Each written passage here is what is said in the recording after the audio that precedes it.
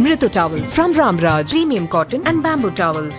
Super soft, super absorbent. This festive season, travel the world with Grand Royal Tours. ரகங்கள் பலவிதம், ஒவ்வொன்றும் உலகத்தரம். தமிழக உற்பத்தியில் உங்கள் அனுஜ் டைல்ஸ். இந்திய ரூபாயோட மதிப்பு அமெரிக்கன் டாலருக்கு எதிராக ஆக குறைவான அளவுக்கு போயிடுச்சு. இந்த உலக சந்தையில தங்கம் ஒரே ₹1 ஏறலனா கூட இந்தியால அது 10% ஏறி இருக்கும். இந்திய ரூபாயோட மதிப்பு இறங்க இறங்க தங்கத்தோட விலை தானா ஏறும். பங்குச்சந்தை 3 பிரிவா பிரிப்பாங்க. வேகமாக ஏறுகின்ற சந்தை காலை சந்தைன்னு சொல்லுவாங்க. வேகமாக இறங்குகின்ற சந்தை கரடி சந்தைன்னு சொல்லுவாங்க. மேலேயும் போகாம கீழும் போகாம கொஞ்சம் மேல போய் கொஞ்சம் கீழே மாறி மேலே போய் இன்னும் போய் வந்துட்டு அது முயல் சந்தை அப்படின்னு சொல்லுவாங்க. இப்ப தங்கம் ஏறக்குறைய அந்த முயல் சந்தையில தான் இருக்குது. பொதுவா உலகத்துல பெரும்பாலான நாடுகள்ல அரசாங்கத்துக்கிட்ட தான் தங்கம் அதிகமா இருக்கு. பொதுமக்கள் கிட்ட அதிகமா தங்கம் கிடையாது. பொதுமக்கள் கிட்ட அதிகபட்சமா தங்கம் இருக்கிற நாடு எதுன்னு பாத்தீங்கன்னா அது இந்தியா தான். ஒரு காலத்துல தங்கத்துக்குலாம் 100% வரி இருந்தது. துபாயில ஒரு தங்கம் ₹100 வாங்கினீங்கன்னா இந்தியா கொண்டு போனீங்கன்னா அது ₹200. ஏன்னா ₹100 டாக்ஸ் பே பண்ணும். அப்போ 100% வரி கட்டுறதுக்கு யாருக்காவது மனசு வருமா? வராது. அதனால கள்ளக்கடத்தல் பண்ணுவாங்க. கள்ளக்கடத்தல் அதிகமாகும். இது இந்தியாவுக்கு ஒரு இன்டைரக்டா ஒரு பெரிய தலைவலி தான். அமெரிக்கால அதிகபட்சமாக தங்கத்தோட விலை போனது $4400. இந்தியாவுக்கு அந்நிய செலாவணி அதிகமா மிச்சப்பட்டால் மட்டும்தான் நம்முடைய கரன்சி ரொம்ப ஸ்ட்ராங்கா இருக்கும். ஒரு பொருளாதாரத்திலையும் நம்ம ஒரு நல்ல முன்னேற்றம் அடைய முடியும். கடந்த சில நாட்களாக தங்கத்தின் விலை தொடர்ந்து திருப்பியும் மீண்டும் உச்சத்தை தொட்டுட்டு வருது. என்ன காரணமா இருக்கு சார்? மக்கள் தங்கத்துல நம்பி முதலீடு பண்ணலாமா வேண்டாமா அப்படிங்கிற ஒரு அச்சத்தோடயே இருக்காங்க. திடீர்னு சரியுது, சரி வாங்கலான்னு பார்க்கும்போது திடீர்னு ஏறிடுது. எதனால இந்த ஏற்ற இறக்கத்துல இப்படி ஒரு நிலைத்தன்மை இல்லாத ஒரு சூழல் நிலவுது சார்? பொதுவாக நம்ம ஏற்கனவே பல இன்டர்வியூல நம்ம பேசியிருக்கிறோம். இந்தியாவில் தங்கத்தினுடைய விலை எப்படி நிர்ணயமாகுது அப்படின்னு பார்த்தா அது 3 காரணங்கள் இருக்கு. ஒன்று, உலக அளவுல தங்கம் விலை எப்படி இருக்கு டாலர்ல. 2வது இந்திய ரூபாயோட மதிப்பு. 3வது அரசாங்கத்தோட வரிகள். அரசாங்கத்துடைய வரிகள் அடிக்கடி மாறாது. அது ஒரே சீராவா இருக்கும். அதனால அதை விட்டுருவோம்.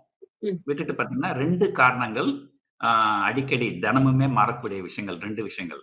ஒன்று, உலக சந்தையில தங்கத்தோட விலை. 2வது இந்திய ரூபாயோட மதிப்பு.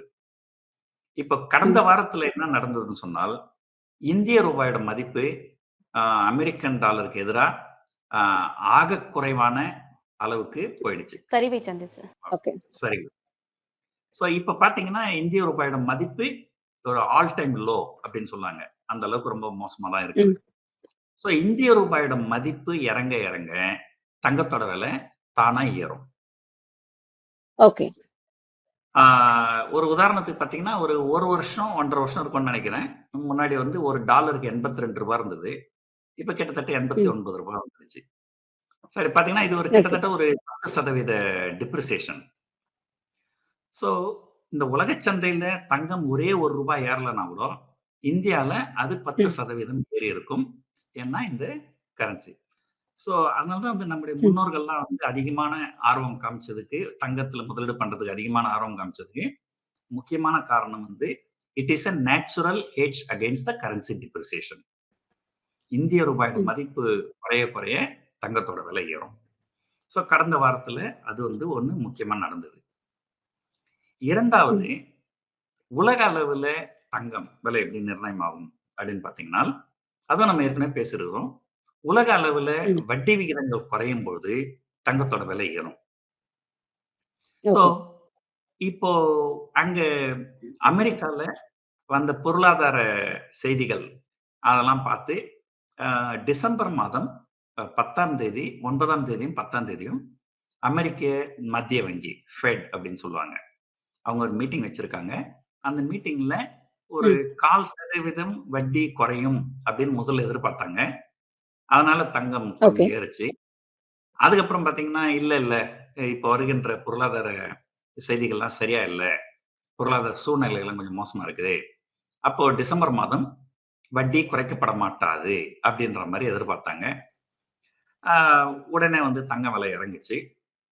இப்போ திரும்ப அமெரிக்கால இருக்கிற மத்திய வங்கியில இப்ப நம்ம ஊர்ல ரிசர்வ் பேங்க் கவர்னர் அப்படின்னு சொல்லுவாங்க.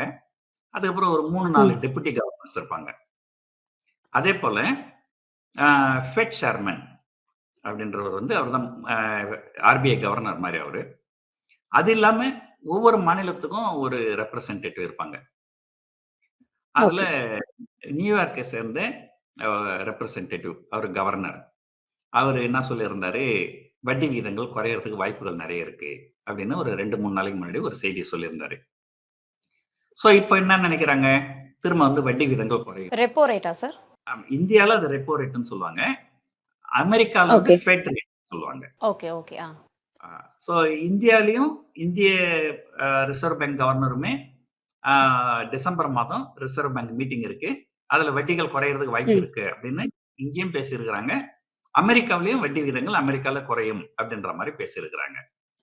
ஸோ அப்போ வட்டி விகிதங்கள் குறைஞ்சதுனால் திரும்ப தங்கத்தோட விலை ஏறும். ஸோ இந்த மாதிரி வந்து அப்பப்போ வட்டி விகிதங்கள் குறையுன்றாங்க, அப்பப்போ குறையாதுன்றாங்க. அதுக்கேற்ற மாதிரி இந்த தங்கம் வந்து கொஞ்சம் ஏறிக்கணும், இறங்கிக்கணும், மேலேயும் கீழே போகுது. அதான் நான் ஏற்கனவே சொல்லியிருக்கிறேன்.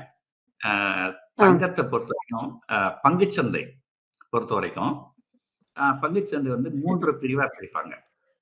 வேகமாக ஏறுகின்ற சந்தை வந்து காலை சந்தைன்னு சொல்லுவாங்க. வேகமாக இறங்குகின்ற சந்தை வந்து கரடி சந்தைன்னு சொல்லுவாங்க.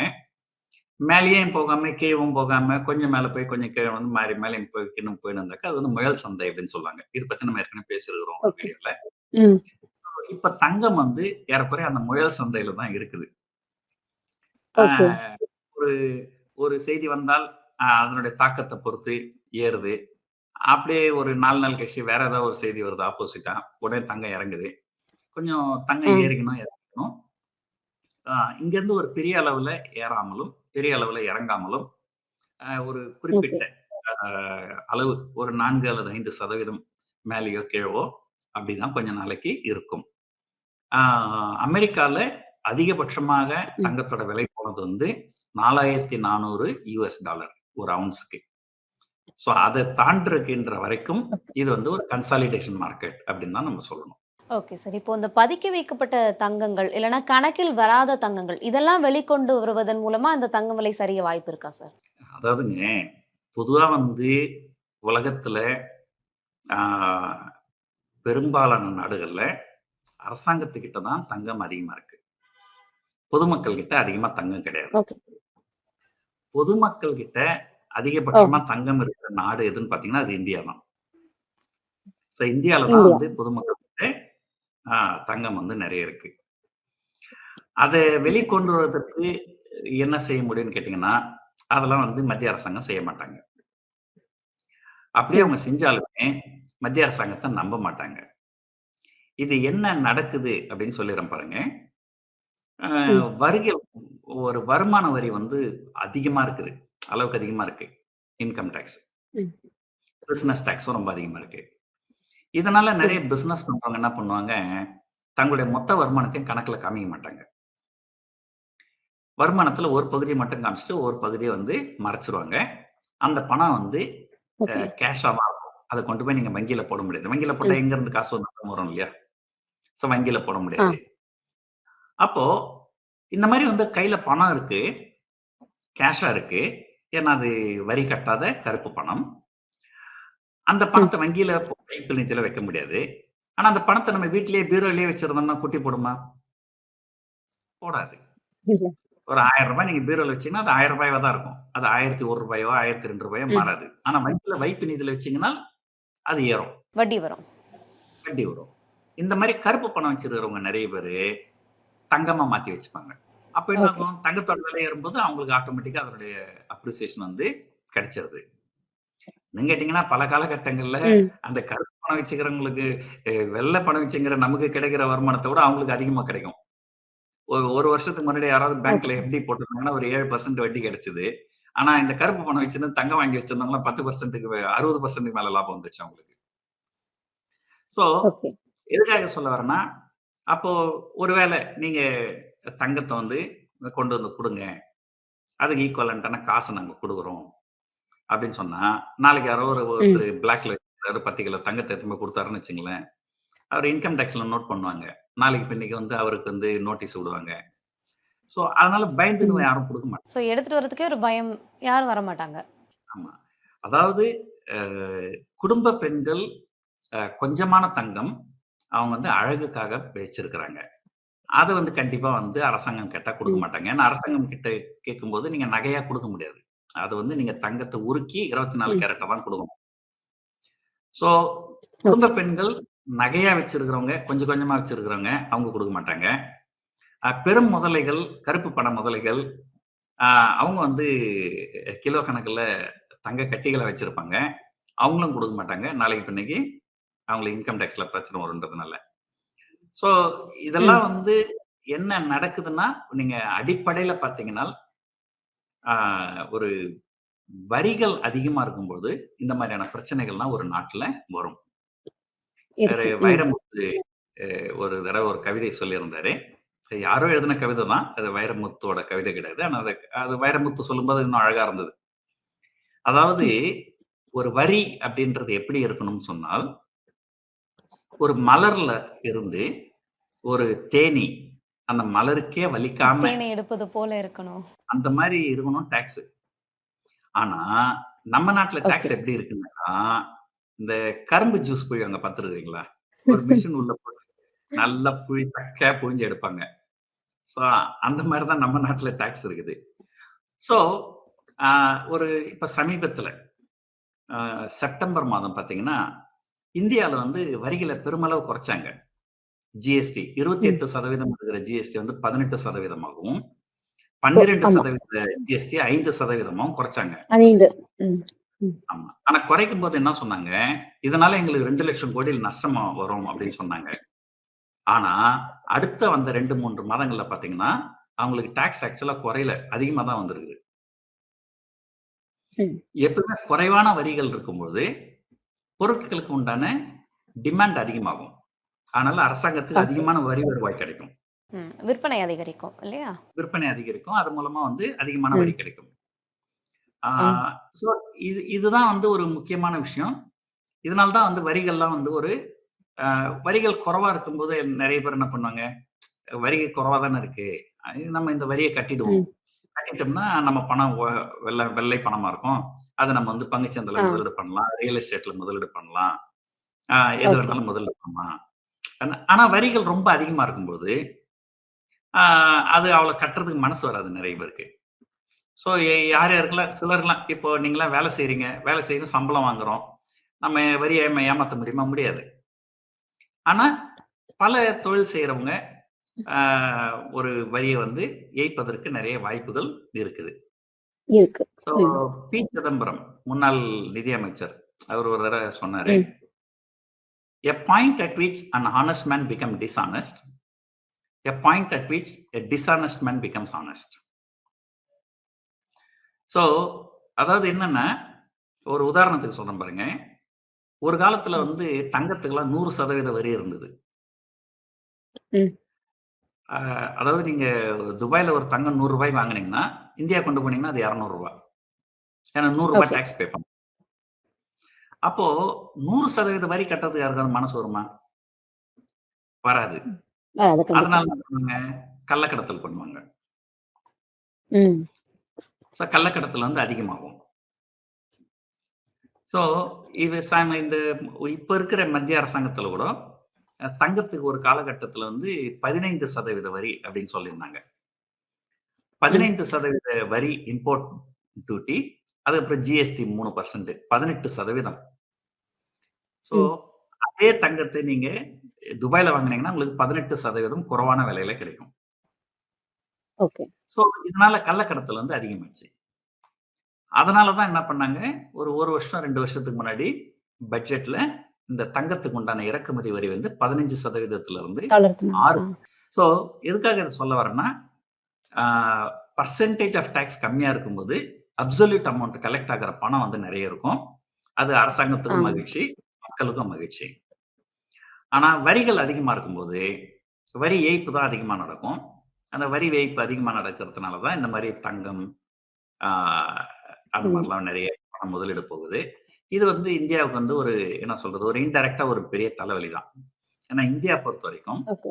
அவங்க ம். கிட்ட இருக்கிற அந்நிய செலாவணி, அந்த அந்நிய செலாவணி வந்து 2 விஷயத்துக்கு தான் அதிகபட்சமா பயன்படுத்துறாங்க.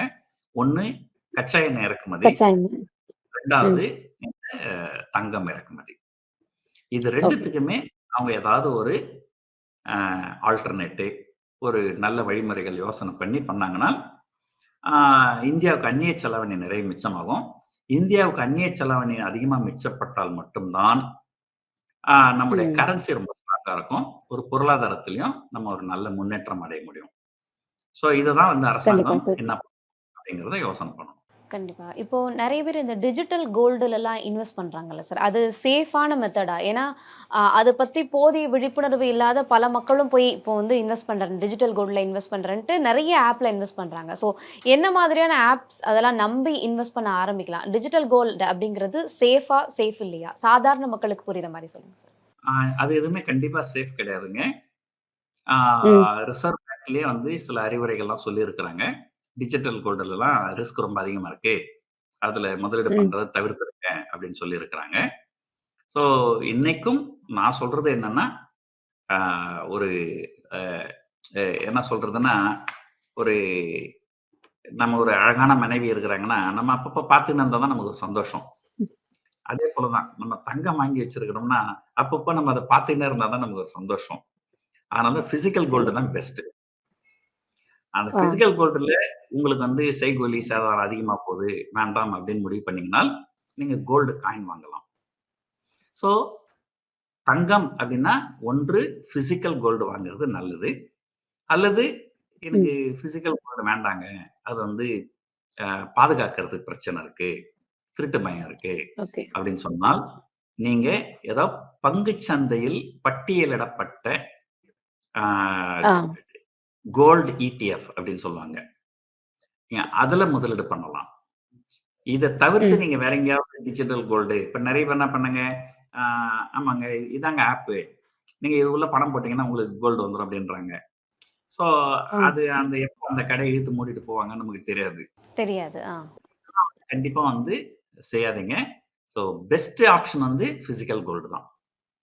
அது ஒரு வேளை ஓகே. எனக்கு வயசாயிடுச்சோ, அதனால அப்படி நினைக்கிறேனா என்னன்னு தெரியல. பட் இன்னைக்கு நான் வந்து ம். பிசிக்கல் கோல்டு தான் விரும்புறேன். அத தவிர்த்து நீங்க ம். வெளிய போனா அந்த சாவரின் கோல்டு பாண்டுன்னு ஒண்ணு இருக்கு. அது வந்து ஆ. இந்திய அரசாங்கம் குடுத்திருக்கிறாங்க. அந்த தங்க நகை பாண்டு திட்டமா சார்? ஆமா. ஆ சாவரின் சார் கோல்டு அத நிறுத்தி வச்சிருந்ததா சொல்றாங்களே சார் நடுவுல. ஆமா. அது நிறுத்திட்டாங்க. இதுக்கு மேல குடுக்க மாட்டாங்க. ஆனா ஏற்கனவே ஓகே. வாங்குனவங்க விக்கிறாங்க. அவங்க கிட்ட இருந்து நம்ம வாங்கலாம். Okay, okay. Sovereign gold bond அல்லது கோல்ட் இடிஎஃப் இதுல பண்ணலாம். மற்றபடி டிஜிட்டல் கோல்டு ம். எதுவும் பண்ணக்கூடாது. Okay sir. இப்போ இந்தியாவ பொறுத்தளவுல எல்லாருடைய மைண்ட் செட் இப்போ நீங்க சொன்ன மாரி தான் இருக்கும். பிசிக்கல் கோல்டு வச்சுக்கிறதுக்கு தான் எல்லாருமே விருப்பப்படுவாங்க. ஸோ நெறைய ஏழை எளிய மக்கள் இருப்பாங்க. அவங்க இந்த கோல்டுல சேமிக்கிறதுக்கு என்ன வழிமுறைய ஃபாலோ பண்ணலாம் சார்? ஏன்னா இப்போ கோல்டு ரேட் கிட்டத்தட்ட 94,000 கடந்து திருப்பி அந்த 97,000க்கு போயிருமோ அப்படிங்கிற ஒரு அச்சத்தை ஏற்படுத்தியிருக்கு. ஸோ கொஞ்சம் கொஞ்சமா அந்த நகைய சேமிச்சு வைக்கிறதுக்கு அவங்க அ என்ன விஷயத்த அவங்க கையாளலாம் அப்படின்னு நினைக்கிறீங்க சார்? பொதுவா வந்து காலகாலமா எல்லாருமே சொல்ற ஒரே விஷயம் தாங்க. ஆ தங்கம் வந்து பணக்காரரா இருந்தாலும் சரி, ஏழையா இருந்தாலும் சரி, உங்களுடைய முதலீட்டு போர்ட்ஃபோலியோல ஒரு பகுதி தங்கம் கண்டிப்பா இருக்கணும். அது வந்து 1. கண்டிப்பா. 2வது ம். தங்கத்த வந்து முதலீடு பண்ணும்போது, ஒரே நேரத்துல மொத்தமா முதலீடு பண்ணாமல், ஏதோ அப்பப்போ கொஞ்சம் கொஞ்சமா வந்து முதலீடு பண்ணணும். ஏன்னா, அப்பதான் வந்து ஒரு தடவ ம். கொஞ்சம் இறங்கியிருக்கும், அப்ப வாங்குவோம். கொஞ்சம் ஏறி இருக்கும், அப்ப வாங்குவோம். திரும்ப இறங்கியிருக்கும், அப்ப வாங்குவோம். அப்போ ஒரு ஆவரேஜ் அவுட் ஆயிட்டு வந்துரும். அது ஒரு எஸ்ஐபி அப்படின்னு சொல்லுவாங்க. மாசம் மாசம் 1 கிராம் தங்கம். அப்படி இல்ல 2 மாசத்துக்கு ஒரு தரம் 1 கிராம் தங்கம். அப்படி வாங்குறது. ஒரே நேரத்துல முதலீடு பண்ணீங்கனால், அது ஏதோ பெருமளவு சரிஞ்சதுனால், நமக்கு அது பார்க்கறதுக்கு நமக்கு கொஞ்சம் கஷ்டமா இருக்கும். ஸோ மற்றபடி ஓகே. அப்பப்போ கொஞ்சம் கொஞ்சமா முதலீடு பண்ணின்னு வருங்க. கூடிய வரைக்கும் நகையில முதலீடு பண்ணாமல், தங்க நாணயமா முதலீடு பண்ணுங்கள். Okay sir. இறுதியா ஒரு கேள்வி சார். தங்கம் விலை சரிவதற்கான வாய்ப்புகள் எதுவும் இருக்கா? இல்ல இதிலேயே நீடிக்குமா சார்? ஆ தங்கம் விலை எனக்கு தெரிஞ்சு, ஆ இங்கருந்து பெருசா ஏறவும் ஏறாது. இங்கருந்து பெருசா இறங்கவும் இறங்காது. நான் ஏற்கனவே சொன்ன மாதிரி இது ஒரு முயல் சந்தை. ஆ கொஞ்சம் ஏறும், கொஞ்சம் இறங்கும். அப்படியே தான் ம். இருக்கும். கொஞ்ச நாளைக்கு அப்படின்னு தான் தோணுது. குறைஞ்சபட்சம் அடுத்த 1 வருஷத்துக்கு இங்கருந்து பெருசா ஏறவும் ஏறாமல், பெருசா இறங்கவும் இறங்காமல் அப்படிதான் இருக்கும்.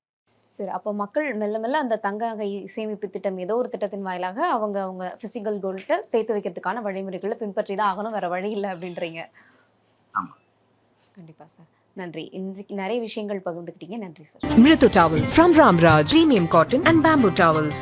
Super soft, super absorbent. This festive season, travel the world with Grand Royal Tours.